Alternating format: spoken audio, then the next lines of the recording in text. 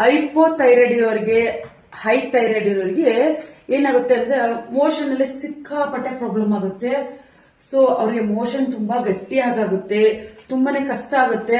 ನೀವ್ ಅನ್ಕೊಂತೀರಾ ಡಾಕ್ಟರ್ ಹತ್ರ ಹೇಳಿದ್ರೆ ವಾಟರ್ ಜಾಸ್ತಿ ಕುಡೀರಿ ಅಂತ ಹೇಳ್ತಾರೆ. ಸೊ ವಾಟರ್ ಜಾಸ್ತಿ ಕುಡಿದ್ರು ನಮ್ಗೆ ಟಾಯ್ಲೆಟ್ ತುಂಬಾ ಗಟ್ಟಿ ಹೋಗ್ತದೆ ಮೇಡಮ್. ತುಂಬಾನೇ ಒಂದೊಂದ್ಸಲಿ ಟಾಯ್ಲೆಟ್ ಮಾಡ್ಬೇಕಾದ್ರೆ ನೋವಾಗುತ್ತೆ. ಸೊ ಥೈರಾಯ್ಡ್ ಇಂದ ತುಂಬಾ ಪ್ರಾಬ್ಲಮ್ ಆಗ್ತಾ ಇದೆ ಅಂತ ಹೇಳ್ತಿದ್ರೆ. ಸೊ ಥೈರಾಯ್ಡ್ ಇರೋರಿಗೆ ನಾನು ಇವಾಗ ಒಂದು ಏನ್ ಹೇಳೋದಕ್ಕೆ ಬರ್ತಾ ಇದ್ದೀನಿ ಅಂದ್ರೆ, ಸೊ ಈ ಆಪಲ್ ಇದೆ ನೋಡಿ, ಈ ಆಪಲ್ ಅಂತ ತಿನ್ನಂಗೆ ಇಲ್ಲ. ಯಾಕೆ ಅಂತಂದ್ರೆ ಈ ಆಪಲ್ ನ ತಿಂದ್ರೆ ನಿಮ್ಮ ಮೋಷನ್ ಗಟ್ಟಿ ಆಗುತ್ತೆ. ಅದು ಹೈಪೋಥೈರಾಯ್ಡ್ ಇರೋರ್ಗಂತೂ ಈ ಆಪಲ್ ನ ಮುಟ್ಟಂಗೆ ಇಲ್ಲ. ಈ ಆಪಲ್ ಅಲ್ಲೇ ಬಂದು ತುಂಬಾನೇ ಒಂದು ನಾರಿನಂಶ ಇದೆ. ಇದ್ರೊಳಗೆ ಬಂದು ಏನು ಅಂತಂದ್ರೆ ನೀವು ಆಪಲ್ ತಿಂದಾಗ ನಿಮ್ಮ ಮೋಷನ್ ಸಿಕ್ಕಾಪಟ್ಟೆ ಗಟ್ಟಿ ಆಗತ್ತೆ. ಸೊ ಇದ್ರ ಜೊತೆ ಇನ್ನ ಒಂದು ರೆಮಿಡೀಸ್ ಯಾವುದು ಅಂದ್ರೆ ರಾಗಿ ಕೂಡ ತಿನ್ನಂಗಿಲ್ಲ. ರಾಗಿ ತಿಂದ್ರು ಕೂಡ ನಿಮ್ಗೆ ಮೋಷನ್ ಗಟ್ಟಿ ಆಗುತ್ತೆ.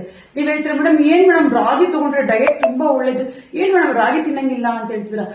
ನಾನು ಅದನ್ನ ಅಗ್ರಿ ಮಾಡ್ತೀನಿ. ರಾಗಿ ತಿಂದ್ರೆ ತುಂಬಾ ಒಳ್ಳೇದು, ದೇಹಕ್ಕೆ ಒಳ್ಳೇದು, ನಿಮ್ಗೆ ವೇಟ್ ಲಾಸ್ಗೆಲ್ಲ ತುಂಬಾ ಚೆನ್ನಾಗಿರುತ್ತೆ. ಆದ್ರೆ ಏನಂದ್ರೆ ಈ ಥೈರಾಯ್ಡ್ ಇರೋರಿಗೆ ರಾಗಿ ತಿನ್ನೋಂಗಿಲ್ಲ. ರಾಗಿ ತಿಂದಾಗ ನಿಮ್ಗೆ ಮೋಷನ್ ಹೋಗೋದಕ್ಕೆ ತುಂಬಾ ಕಷ್ಟ ಆಗುತ್ತೆ. ಹೈಪೋಥೈರಾಯ್ಡ್ ಇರೋರಿಗೆ ಕೂದಲು ಪ್ರಾಬ್ಲಮ್ ಇರುತ್ತೆ, ತಲೆ ತುಂಬಾ ಡ್ಯಾಂಡ್ರಫ್ ಇರುತ್ತೆ, ಮೋಷನ್ ಹೋಗ್ಲಿಕ್ಕೆ ಪ್ರಾಬ್ಲಮ್ ಆಗುತ್ತೆ. ಮತ್ತೆ ಒಂದೊಂದ್ಸಲಿ ಮೂಡ್ ಸ್ವಿಂಗ್ ಆಗ್ತಾ ಇರುತ್ತೆ. ಒಂದ್ಸಲಿ ಚೆನ್ನಾಗಿರುತ್ತೆ, ಒಂದ್ಸಲಿ ಕೋಪ ಮಾಡ್ಕೊಂಡಿರ್ತಾರೆ. ಯಾಕಂದ್ರೆ ಅವ್ರ